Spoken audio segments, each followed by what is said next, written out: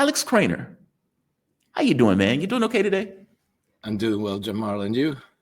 I am doing well, better now that you are joining me, and I appreciate you for joining me. And just for the audience, Alex Krainer, he's founder of Krainer Analytics, creator of iSystem Trends Following. He has worked as a market analyst, researcher, trader, hedge fund manager since 1996.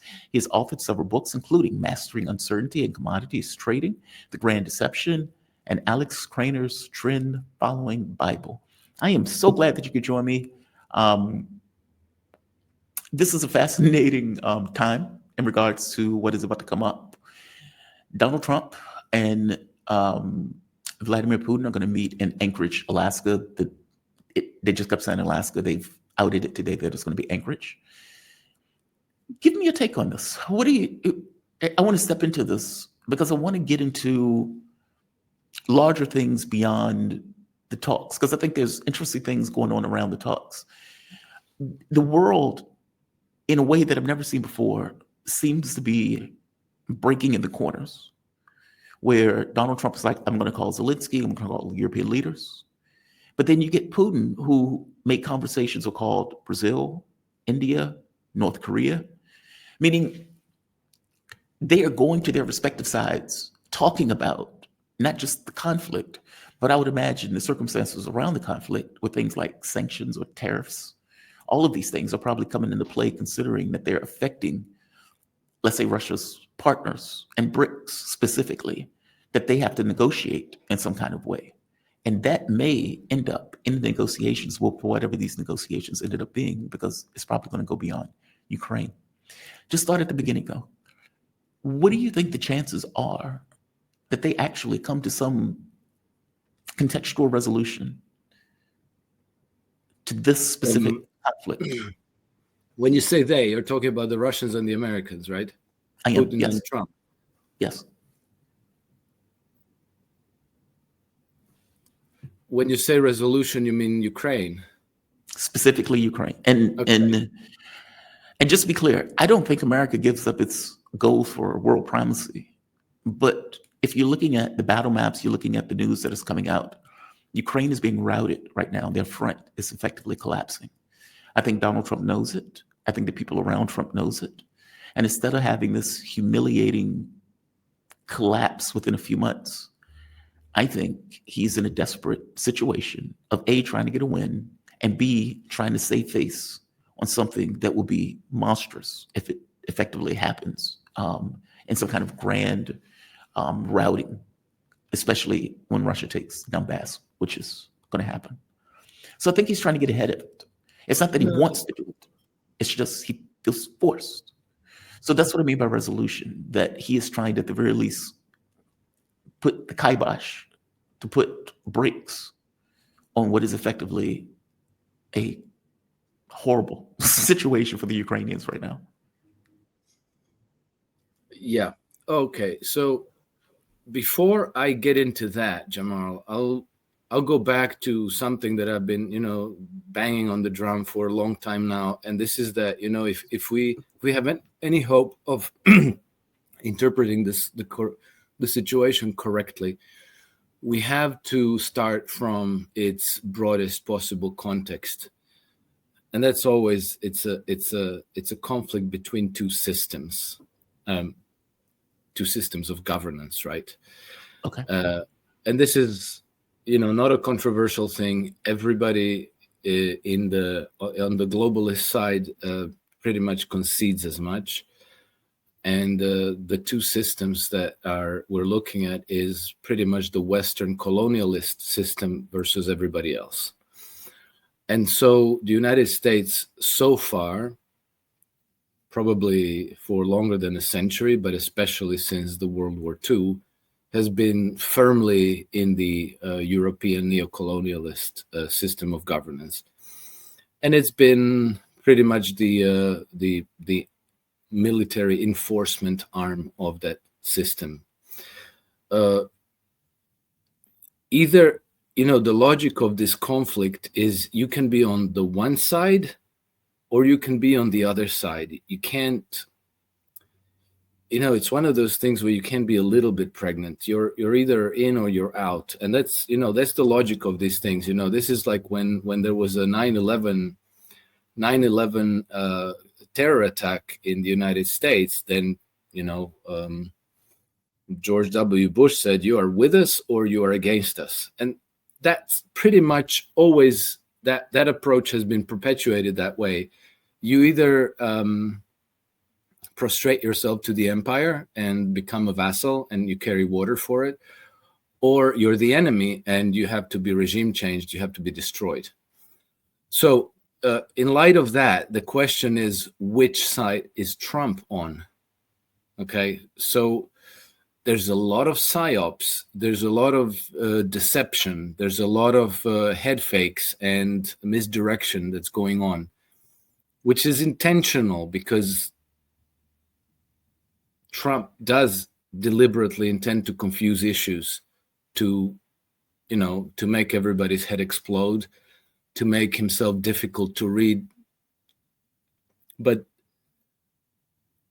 I have to say that on balance of evidence, I think that he is no longer in the globalist camp. When you say that the United States is going to try to preserve its primacy, we have to ask ourselves, what does that even mean? What does it mean for the United States to have global primacy? That means a massive cost of maintaining the empire. That means hundreds of military bases everywhere in the world. That means that your relationship with all countries is determined essentially by this: you're with us or you're against us, meaning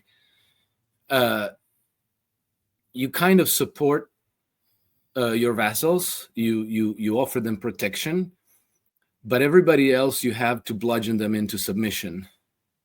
So now, again, the question is this what Trump intends to do? I don't see it that way.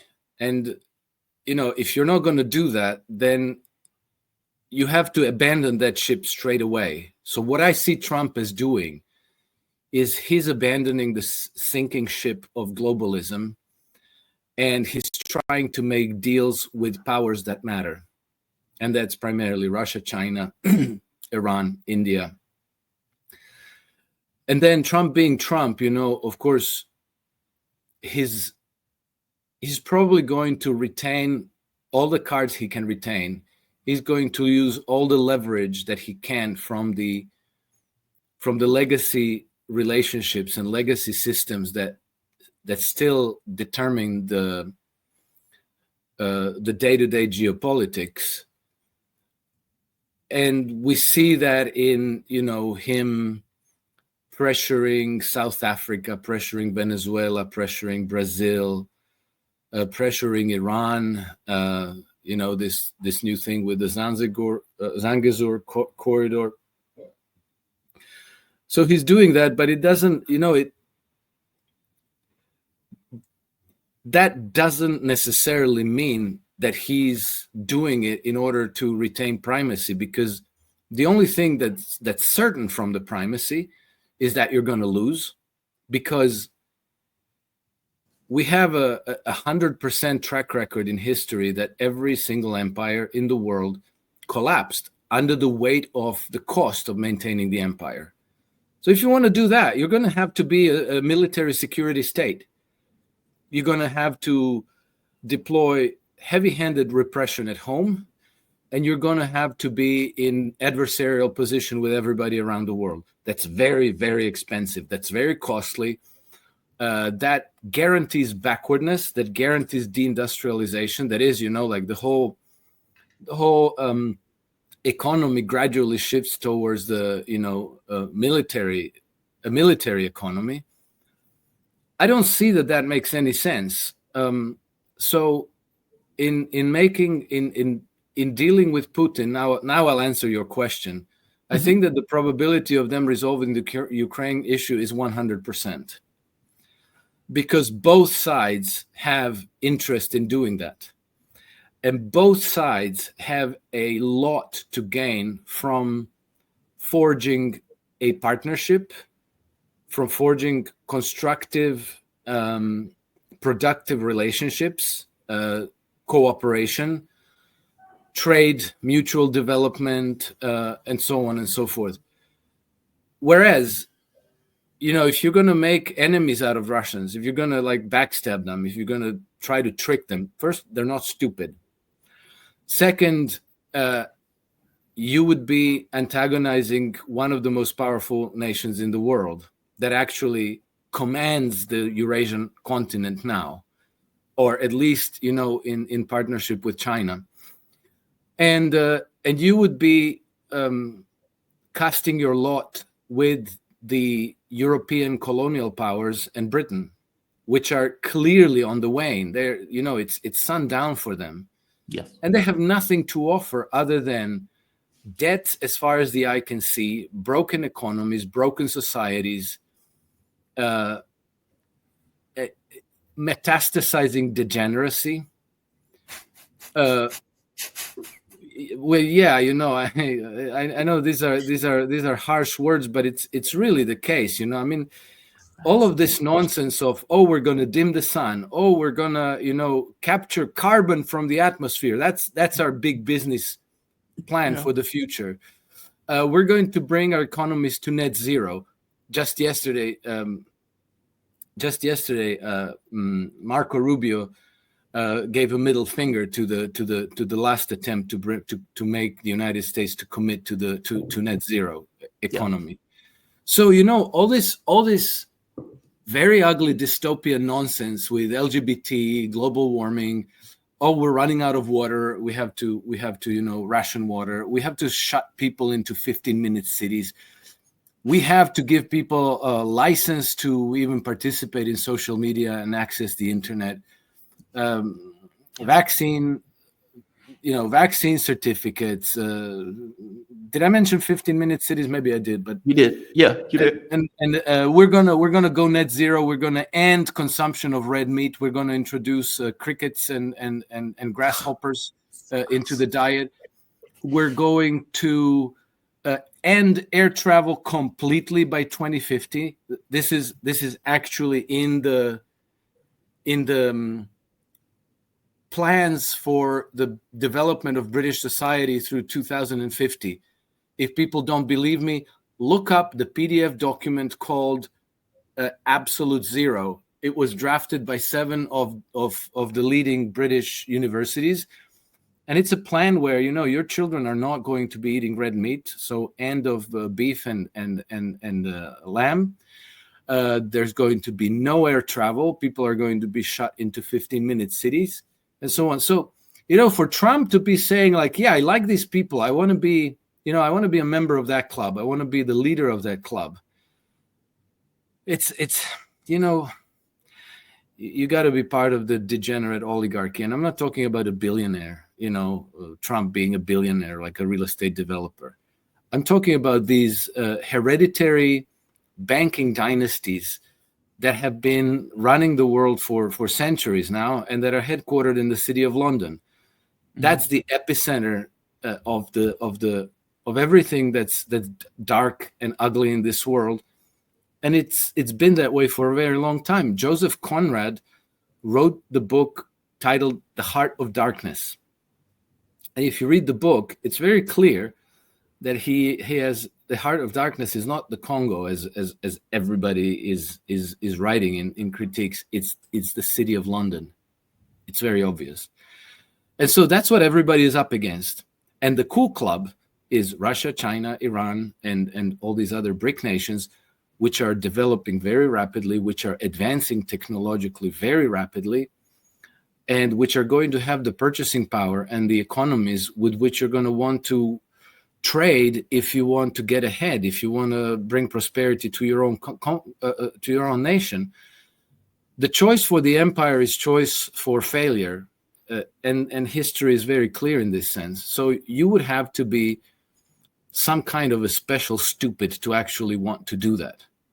So that's why I believe that all of Trump's psyops are not against the multipolar integrations, the other side. All the psyops are aimed at the neo-colonialist European hereditary oligarchies.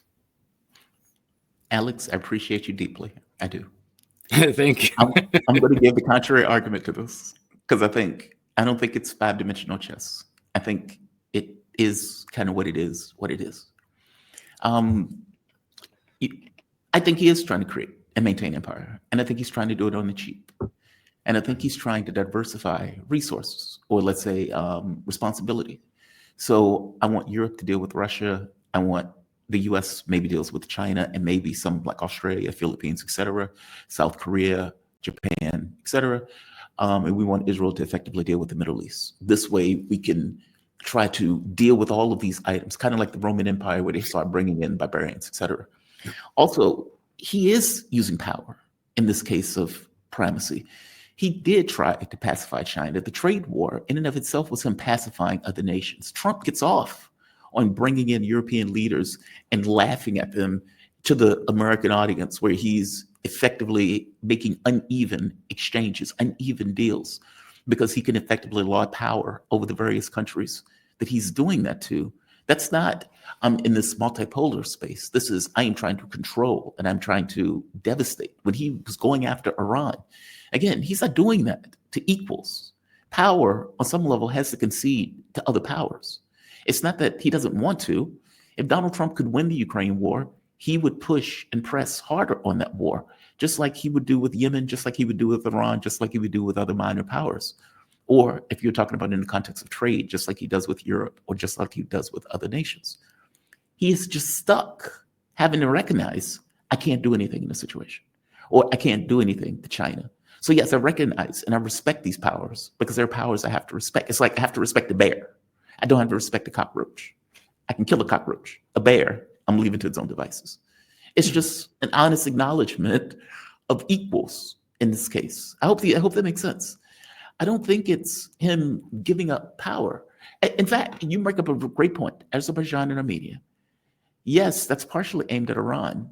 That is in the underbelly of Russia, with Armenia and Russia, Azerbaijan and Russia going back and forth, where Russia been bombing factories, locking up various people. Armenia arrested all of those Russian reporters, beat the living shit out of those reporters. Azerbaijan. Yeah, Azerbaijan did. I mean, when they brought him in, because Azerbaijan got pissed off that Russia was locking up crime bosses. And it was like, how dare you lock up our crime bosses? So we're now going to go after you in the context. Does that make sense, though? Like, this doesn't look like a man who is receding from primacy. This looks like a man who's trying to reassert in the world. And one last point. You're right. All empires fail. And yet people keep trying it, which means there's a logic built into those empires that compels and motivates itself. If that was the case, nobody would be an empire. And yet, over and over and over again, countries end up getting into that primary position. Give me your thoughts on that. What do you think I got wrong in my analysis? I think you didn't get a whole lot wrong, Jamal. What you say makes absolute sense, because absolutely somebody like Trump or any statesman worth his salt is going to try to deal with the problems of the world from the position of power, and that's normal. That's normal, that's self-serving, but it's normal because you want to do best by your country or by your cronies, whatever the case, but and so you're going to respect other powers. That's just the reality that's imposing itself on Trump. Right. That's, I think, the reality that brought Trump to the White House, because Trump is doing his thing, but the fact that he's in the White House is, I think, a recognition by the American electorate that the path that the United States has been pursuing for the past few decades has been the wrong path, and they wanted a change. They wanted a change in course, so they put Trump into the White House. And then Trump in the White House, as far as a man, he's very highly flawed. He's easy to dislike. He's boorish and vulgar in his how do you call it? The way he conducts his communications, the way he deals with people, that's all fair and square. But it's not just him. There's there's a lot of people around him who want that change of course and who are qualified and competent and professional. Agreed. And so when people say like, no, he's not playing 5D chess, this is not 5D chess, it appears to us as 5D chess because we have been systematically and persistently misinformed. So we don't recognize a lot of realities that are going on in the world. And then when something weird happens, then we saw like, oh, who could have seen this coming? This looks like 5D chess. I think that when you're properly informed, it doesn't take more than street smarts, which is something I believe that Trump does have. He's not a deep thinker, maybe he's not a philosopher, but I think that he does have the street smarts and the gangster mindset. So, this is not as complicated as it may appear to us who have been, under a blizzard of psyops. Mm-hmm. Then you mentioned the question of Israel. I don't think anybody smart would decide as a part of their longer term, because when you set up a country strategy, when you set out a country strategy, it's usually not for the next quarter. It's usually for decades ahead. Right. To cast their lot again with Israel would be beyond stupid. Everybody in the halls of power, I'm not talking about lobbyists, I'm talking about people at the Pentagon, people in the in the administration. Everybody understands that Israel has come to the end of the road. Israel cannot challenge Iran anymore. That's, that ship sailed.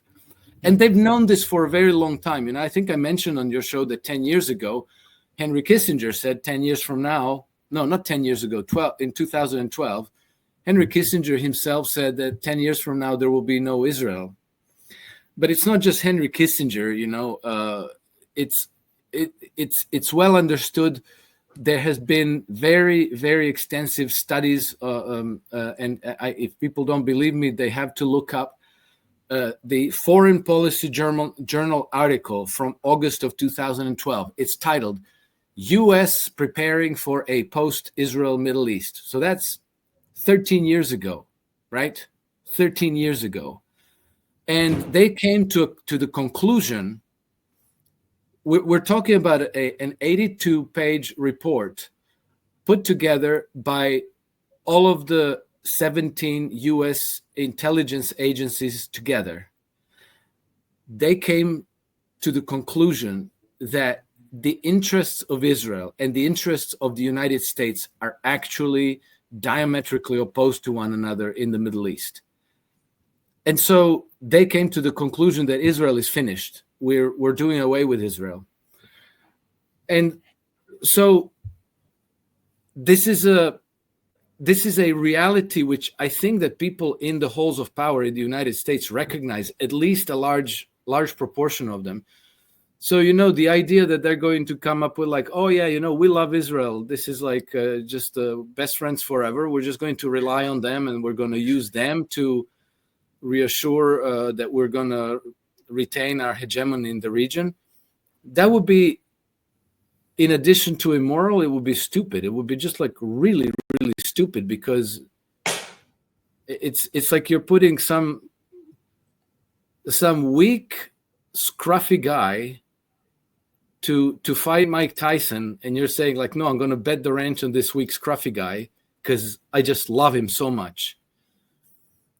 This love and devotion to Israel it's for public consumption with the U.S. domestic political audiences, because you can't criticize Israel. You can't go against Israel if you want to have a political future anywhere in the West. If people remember what happened to Jeremy Corbyn, not because he was criticizing Israel, but because he merely wanted to take a somewhat more balanced view to say, well, maybe the Palestinians have a right to exist, and maybe, Israel should go a bit easier on them, and they should give them, statehood. Well, they tore him to pieces. They called him anti-Semite, and they destroyed his political future in the UK. Right. So if you wanna exist in the political arena in the West, not just the United States, you have to profess your undying devotion to Israel. But, we have to ask ourselves, are they sincere or are they pretending? And as I said many times, if I were a rabid Zionist, I would not trust Donald Trump as far as I could throw him. But does sincerity matter? Does sincerity matter? Yes, I think it does, because if Trump were sincere in his devotion to Israel, he would have fought for the regime change in Iran. What he did instead is he put up a fake fight. He said, "Mission accomplished.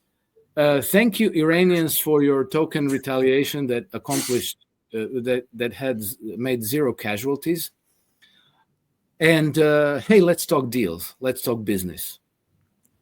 That's what happened. That's fair. So, and then,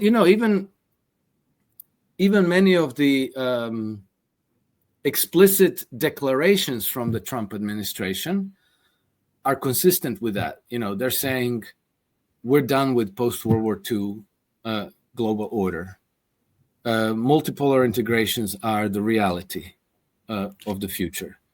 Well, we intend to embrace that. Now, we could argue whether Trump intends to embrace multipolar integrations or whether he wants to ambush the world with his own version where he's going to emerge as the leader and everybody has to bow down to him. I think it's that. Right. I think it's that. Okay, so that is entirely possible. That is entirely possible.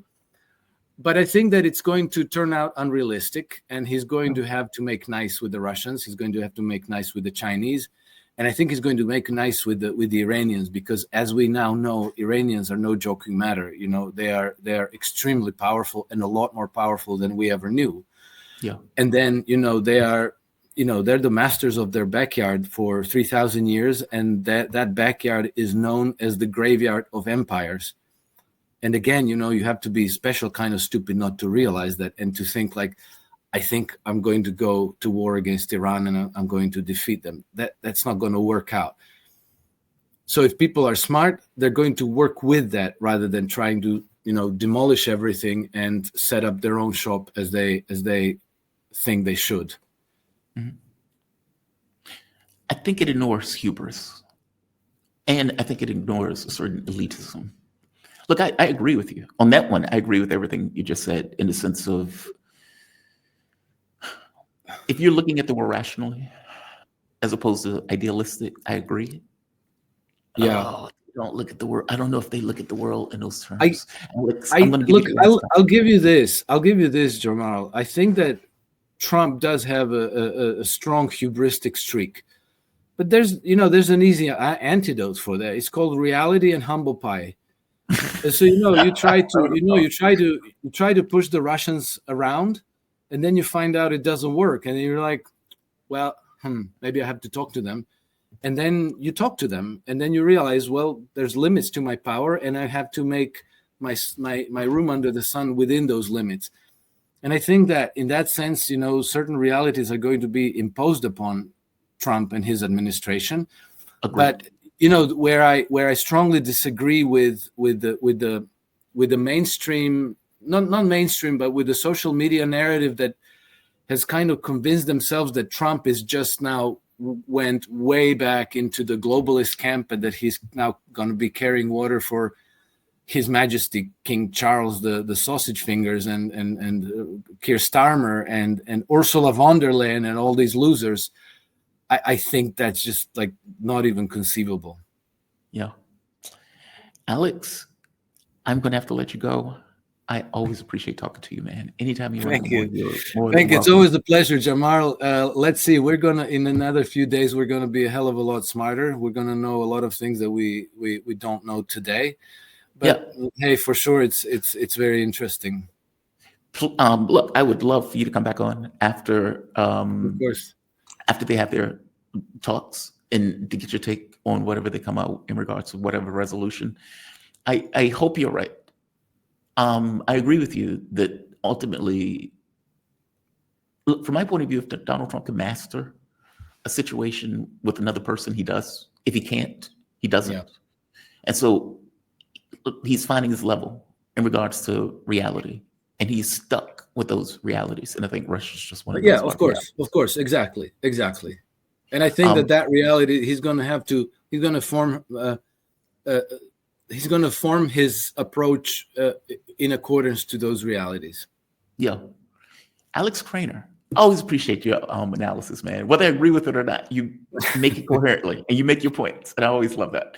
He is founder of Thank Krainer you. Analytics and creator of System Trends Following. He has worked as a market analyst researcher, trader, hedge fund manager since 1996. He's author of several books, including Mastering Uncertainty in Commodities, Trading the Grand Deception, and Alex Krainer's Trend Following Bible. You have a fantastic rest of your day, man. Thank you for this. Thank you, Jamal. All Bye right. bye.